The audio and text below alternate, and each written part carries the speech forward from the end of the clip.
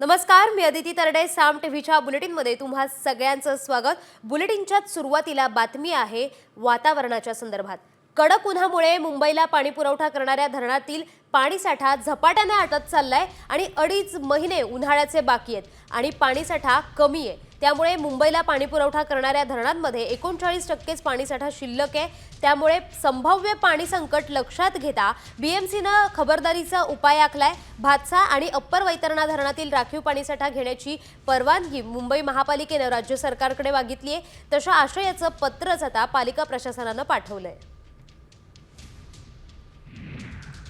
तर पुणेकरांनो, आज पाणी जपून वापरा, कारण वारजेत काल जलवाहिनी फुटल्याने अनेक भागात पाणी पुरवठा विस्कळीत होणार आहे. फेज क्रमांक 2 ची जलवाहिनी बंद ठेवण्यात येणार आहे. त्यामुळे पाणी जपून वापरण्याचं आवाहन पालिका प्रशासनाकडून करण्यात आलंय.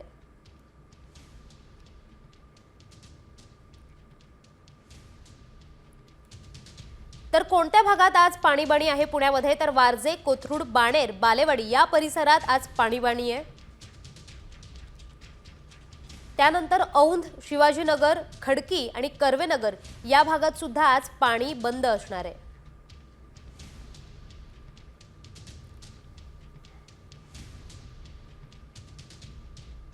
तर यानंतर देशासह राज्यभरातल्या इतरही महत्त्वाच्या आणि मोठ्या घटनांचा वेगवान आढावा घेऊया टॉप 50 मधून.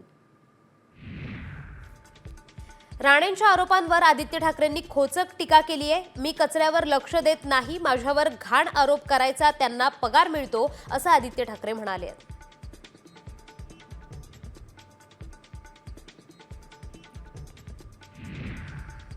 दिशा सालियनच्या पालकांवर त्यावेळी मोठ्या प्रमाणात दबाव होता. त्यांना पोलीस, आरोग्य यंत्रणा कुणीच मदत करत नव्हतं. रुग्णवाहिका ही त्यावेळी बदलली गेली होती. प्रकरण दडपण्यासाठी अनेक गोष्टी केल्या गेल्या, असा दावाही नारायण राणेंनी केलाय.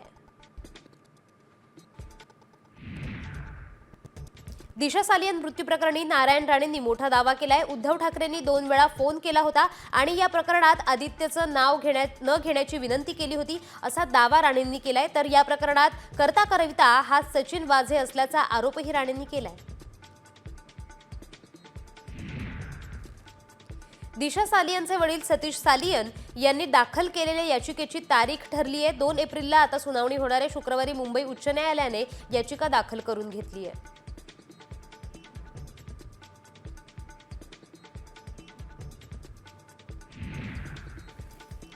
मुंबईत मध्य आणि पश्चिम रेल्वेवर आज मेगा ब्लॉक आहे. सिग्नल आणि ओव्हरहेड उपकरणांच्या देखभालीसाठी ब्लॉक घेण्यात येणार आहे.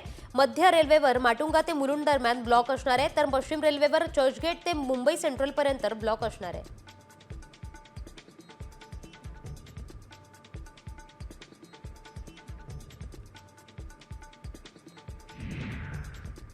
कोस्टल रोडची देखभाल खर्चिक आहे. यामुळे मुंबई महापालिकेवर वार्षिक 200 कोटींचा बोजा पडतोय. विजेची देयकेच 10 कोटींची आहे. तर कोस्टल रोड पूर्ण क्षमतेने सुरू झाल्यानंतर जबाबदारी टप्प्याटप्प्याने मुंबई पालिकेवर येणार आहे. कॉमस्कोर नुसार आता isakal.com आहे देशातील नंबर 1 ची मराठी न्यूज वेबसाईट. प्रत्येक अपडेटसाठी isakal.com ला नक्की भेट द्या. मध्य रेल्वेने यंदा 332 उन्हाळी विशेष गाड्या चालवण्याचा निर्णय घेतलाय. प्रवाशांची अतिरिक्त गर्दी लक्षात घेऊन हा निर्णय घेण्यात आलाय. यामध्ये सीएसएमटी नागपूर, सीएसएमटी करमाळी आणि एलटीटी करमाळी या प्रमुख मार्गांवरील गाड्यांचा समावेश आहे.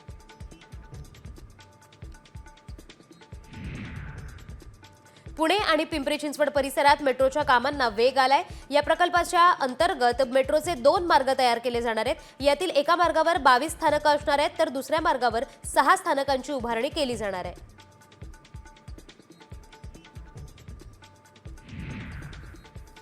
तमिळनाडूत रामेश्वरम पुलाचं काम पूर्ण झालंय. या पुलावरून आता रेल्वे धावणार आहे. रेल्वेतून प्रवास करताना पर्यटकांना सुंदर नजारा दिसणार आहे.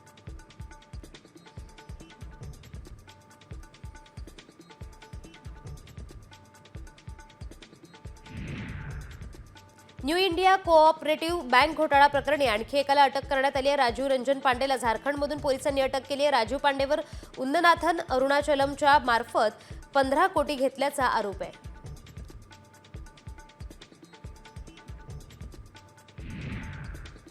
पुणे शहरात पुन्हा ड्रग्सचा मोठा साठा जप्त करण्यात आलाय। पुण्याच्या मध्यवर्ती भागात 60 किलो गांजा पोलिसांनी जप्त केलाय, तर गांजा तस्करी करणाऱ्या एका परप्रांतीय आरोपीला देखील अटक करण्यात आली आहे। हा आरोपी कर्नाटकमधून गांजा आणून पुण्यात विक्री करत होता।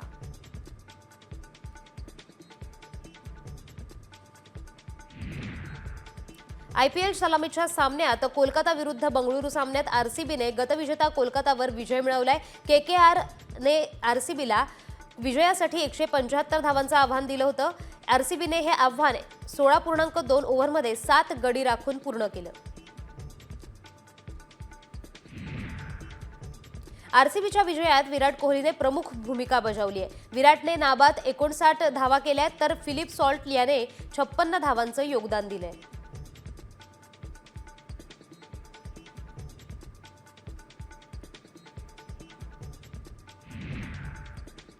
जागतिक वन दिनानिमित्त बुलढाणा प्रादेशिक वन विभागातर्फे रन फॉर फॉरेस्ट मॅरेथॉनचं आयोजन करण्यात आलं। यावेळी 600हून अधिक जणांनी सहभाग घेतला होता। विजेत्यांना डॉक्टर किरण पाटील यांच्या हस्ते पारितोषिक देण्यात आली आहेत। दरम्यान स्पर्धकांना 1000 आंब्याची झाडं देण्यात आली आहेत। जंगल सफारीत जिप्सीत बसून जंगलाचा फेरफटका मारला जातो, मात्र लवकरच बोटमध्ये बसून जंगलाच्या मधोमध वाहणाऱ्या नदीतून जंगल सफारी करणं शक्य होणार आहे। भारतातील पहिल्याच बोट जंगल सफारीला पेंच व्याघ्र प्रकल्पात सुरुवात होणार आहे।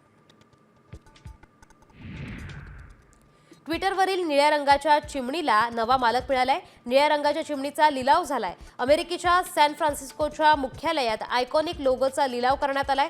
निळ्या रंगाच्या चिमणीचा $34,365चा लिलाव झालाय।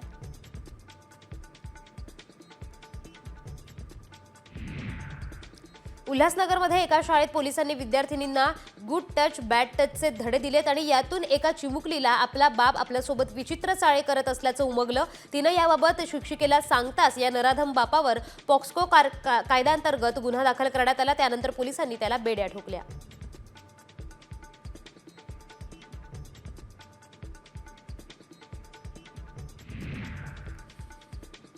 तर आता एक सविस्तर बातमी पाहूया। तर ठाकरे गटाचे खासदार संजय राऊतांनी नारायण राणेंचा दावा खोटा ठरवलाय। उद्धव ठाकरेंचे राणेंशी बोलणं झालेलं नाही, उलट नारायण राणेंच्या अटकेनंतर राणे कुटुंब आणि शहांनी फोन केल्याचा दावा राऊतांनी केलाय।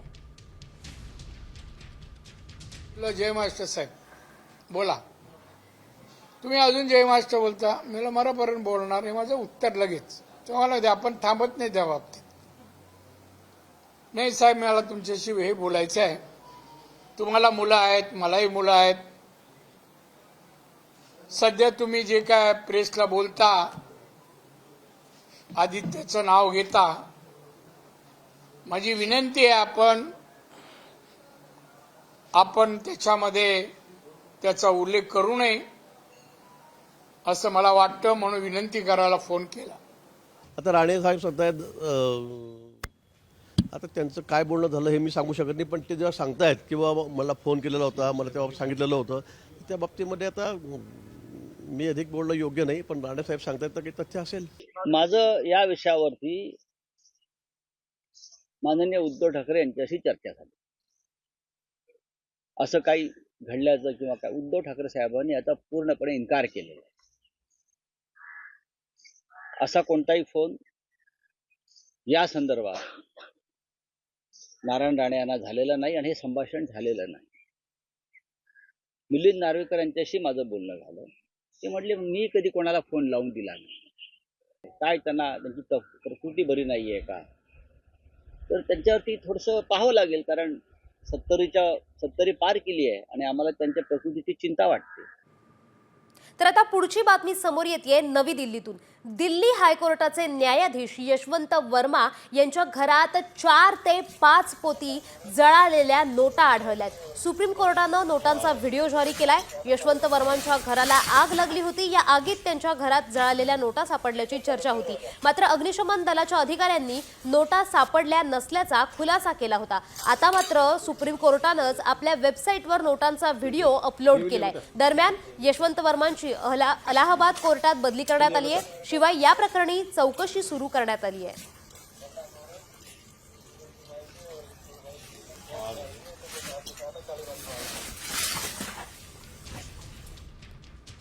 तर रिपोर्टमधील प्रमुख मुद्दे काय आहेत पाहूया. तर न्यायमूर्ती वर्मांच्या निवासस्थानी जळालेल्या नोटा सापडल्या.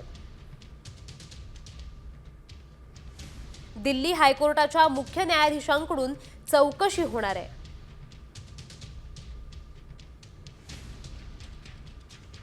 न्यायमूर्ती वर्मांचं गेल्या 6 महिन्यांचं कॉल रेकॉर्ड सुद्धा तपासले जाणार आहेत.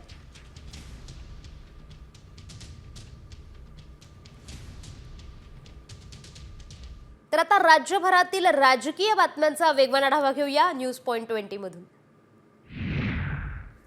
मुंबईच्या मरीन ड्राईव्ह परिसरातील मुख्यमंत्री देवेंद्र फडणवीसांच्या समर्थनार्थ भाजपनं बॅनरबाजी केली आहे. कर्तव्यनिष्ठ विकास पुरुष देवा भाऊ अशा आशयाचे बॅनर लावण्यात आले आहेत.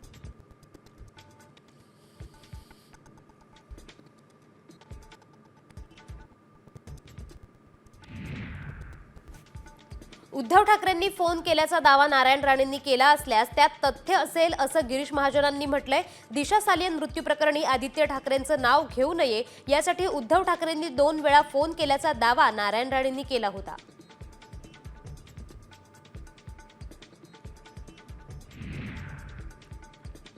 मनसेची आज मुंबईत महत्त्वाची बैठक आयोजित करण्यात आली आहे. ही बैठक रवींद्र नाट्य मंदिरात होणार आहे. या बैठकीत सर्व पदाधिकारी उपस्थित राहणार आहेत. पक्षाच्या संघटनात्मक बदलांवर यात चर्चा होण्याची माहिती मिळते. राज ठाकरे यावेळी काय बोलणार आहेत याकडेही सगळ्यांचं लक्ष लागलंय.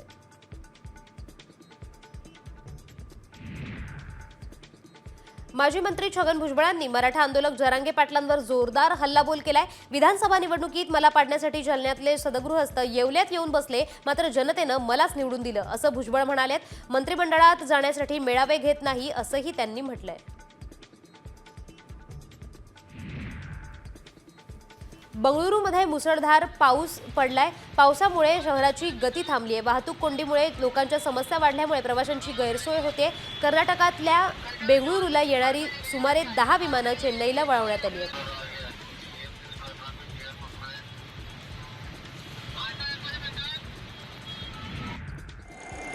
मुंबईत दिवसा चटका आणि रात्री गारवा जाणवतोय. कमाल तापमान वाढत असून गेल्या 2 दिवसांपासून कमाल तापमान 36 अंश सेल्सिअसवर गेलंय, तर रात्रीचं तापमान 1 ते 2 अंश सेल्सिअसने कमी होतंय. त्यामुळे मुंबईकरांना उष्णतेपासून काहीसा दिलासा मिळालाय.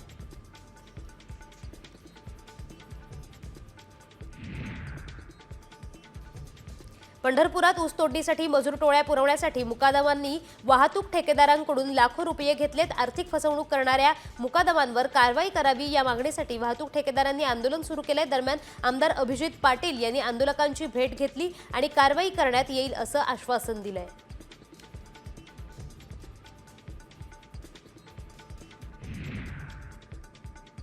पुण्यात अवघ्या 3 महिन्यात वणव्याच्या तब्बल 323 घटना घडल्यात. पुणे शहराच्या उपनगरामधील डोंगर रांगांमध्ये वणवे पेटलेत. वाढत्या उन्हामुळे जंगल पेटत असताना वनविभाग कधी कारवाई करणार याकडे आता लक्ष लागलंय.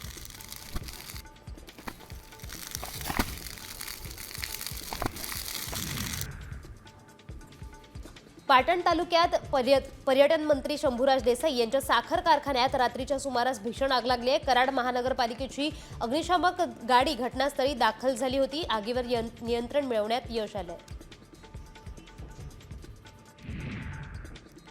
यवतमाळच्या सोनुर्ली फाटा येथे ट्रक आणि दुचाकीचा अपघात झालाय. सोनुर्ली फाट्यावर नागपूरकडून हैदराबादकडे जाणाऱ्या ट्रकने दुचाकीला जोरदार धडक दिली. या अपघातात 1 जण गंभीर जागीच ठार झालाय, तर 6 सहकारी गंभीर जखमी झाले.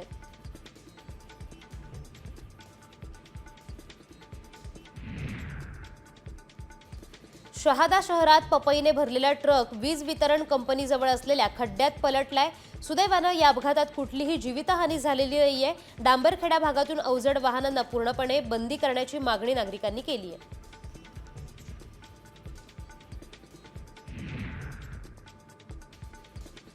सोलापूर अक्कलकोट महामार्गावर भीषण अपघात झालाय. यावेळी कारचं अचानक टायर फुटल्याने ती समोरच्या टेम्पोला जाऊन धडकली आहे. यात एकाचा जागीच मृत्यू झालाय, तर 5 जण गंभीर जखमी झालेत. त्यांच्यावर शासकीय रुग्णालयात उपचार सुरू आहेत.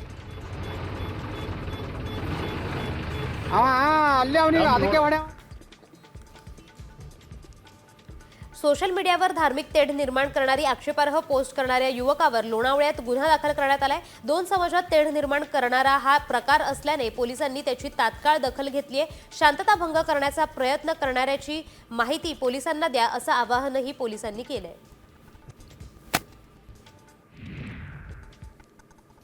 अकोल्यातील एका सायकल दुकानात घबाड सापडलंय। गोरक्षण रोडवरील एका सायकल विक्रीच्या दुकानातून तब्बल 1.25 कोटी पोलिसांनी जप्त केलेत। ही रक्कम हवालाची असल्याचा संशय पोलिसांना आहे, तर अधिक तपास करण्यासाठी सायकल दुकानदारावर दीपक घुगेला पोलिसांनी ताब्यात घेतलंय। नागपूरमधील व्यक्तीला 21,34,000 रुपयांचा गंडा घातल्याची धक्कादायक घटना घडली आहे। भूदान यज्ञ मंडळाच्या मालकीच्या शेत जमिनीची खोटी कागदपत्र तयार करून व्यक्तीची फसवणूक करण्यात आली आहे। या प्रकरणी 4 व्यक्तींविरोधात यवतमाळच्या पोलीस ठाण्यात गुन्हा दाखल करण्यात आला आहे।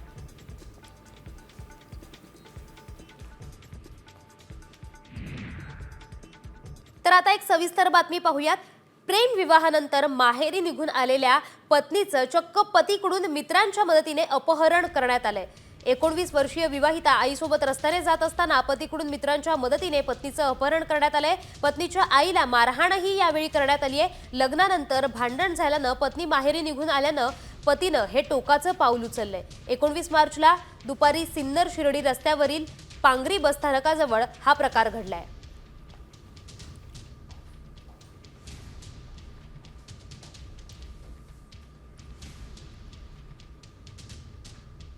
तर यानंतर पाहूयात एक विशेष रिपोर्ट। तुम्ही खरेदी केलेलं सोनं नकली तर नाहीये ना, कारण तुम्ही घालत असलेले सोन्याचे दागिने तांब्या पितळेपासून बनवलेले असू शकतात। एक व्हिडिओ प्रचंड व्हायरल होतोय। नकली दागिने हॉलमार्क लावून कसे विकले जातात हे त्यात दाखवण्यात आले। त्यामुळे आम्ही याची पडताळणी केली आणि त्यावेळी नेमकं काय सत्य समोर आलंय पाहूयात त्याच वरचा हा स्पेशल रिपोर्ट। नकली सोने को असली बनाया जा रहा है। गहनों के फर्जी हॉलमार्क लग रहे हैं। पीतल तांबे की ज्वेलरी को 22 कैरेट का शुद्ध सोना बताया जा रहा है। इतना ही नहीं, इस ज्वेलरी का बाकायदा फर्जी सर्टिफिकेट भी दिया जा रहा है। सोना कितना असली है, हॉलमार्क इसकी गारंटी देता है। हा व्हिडिओ पाहून सगळेच हैराण झाले। खरंच पितळ तांब्याचा वापर करून 22 कॅरेट सोनं असल्याचा दावा केला जातोय आणि हेच सोनं ग्राहकांना शुद्ध 22 कॅरेटचं सोनं म्हणून विकलं जातंय। हा व्हिडिओ आता प्रचंड व्हायरल होतोय। नकली हॉलमार्क लावलेलं सोनं बाजारात। पितळ तांब वापरून 22 कॅरेट सोन्याचा हॉलमार्क।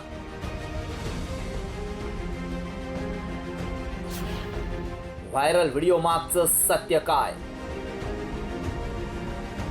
तुम्ही वापरत असलेलं सोनं हे नकली नाही ना याची पुन्हा खात्री करून घ्या, कारण हा व्हिडिओ पाहिला तर तुम्हालाही तुमच्या दागिन्यांवर विश्वास बसणार नाही। हा व्हिडिओ पुन्हा एकदा पहा। नकली सोने को असली बनाया जा रहा है। गहनों के फर्जी हॉलमार्क लग रहे हैं।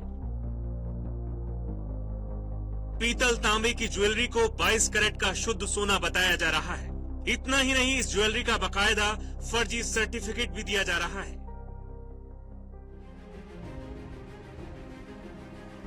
हा व्हिडिओ आता समोर आल्यानं अनेकांना प्रश्न पडलाय, कारण सोन्यासोबत हे सोनं शुद्ध असल्याचं हॉलमार्क नंबरचं कार्डही दिलं जातं। त्यामुळे यावर अनेकांना विश्वास बसतो।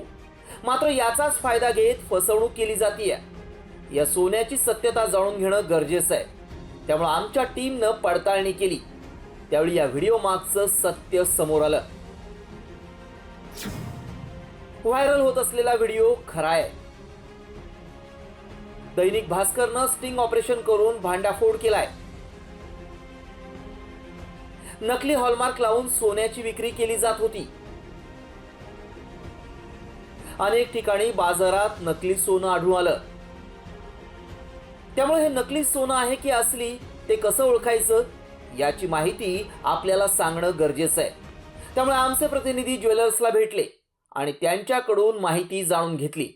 2021 पासून BISने हॉलमार्कच्या ह्याच्यात आकडे लिहायला सुरुवात केली। 6 आकडी नंबर असतो त्यामुळे 916 लिहितच नाहीत. म्हणून ग्राहकांनी सुद्धा किंवा व्यापाऱ्यांनी हे अशा सिम्बॉलवर विश्वास ठेवू नये. दागिन्यावरील HUID नंबर व्हेरीफाईड करता येतो. ब्युरो ऑफ इंडियन स्टँडर्ड या ॲपवरून नंबर तपासून पाहू शकता. मात्र यांनी लोकांना कसं फसवलं ते देखील पाहूयात. 15 ग्रॅम चेन जे 5 कॅरेट होतं त्याची मूळ किंमत होती 29,000. मात्र नकली हॉलमार्क लावल्यानंतर त्या चेनची किंमत झाली 1,25,000. तर 1.89 ग्रॅमचा झुमका जे 5 कॅरेट होतं त्याची मूळ किंमत 2,000 असताना नकली हॉलमार्क नंतर त्याची किंमत 17,000 लावण्यात आली. तर 850 ग्रॅमचं पॅन्डल जे 18 कॅरेट होतं त्याची मूळ किंमत 6,000 असताना नकली हॉलमार्क नंतर त्याची किंमत 10,000 रुपये इतकी लावण्यात आली. म्हणजेच तांब्या पितळेवर हॉलमार्क चढवलेल्या हॉलमार्क सोन्याची किंमत 37,000 इतकी होती. मात्र ग्राहकांना ते 1,52,000 रुपयांना विकलं गेलं. अशाच प्रकारे राजस्थानमध्येही फसवणूक झाल्याचं समोर आलंय. त्यामुळे आमच्या पडताळणीत हा दावा सत्य ठरलाय. ब्युरो रिपोर्ट, साम टीव्ही न्यूज.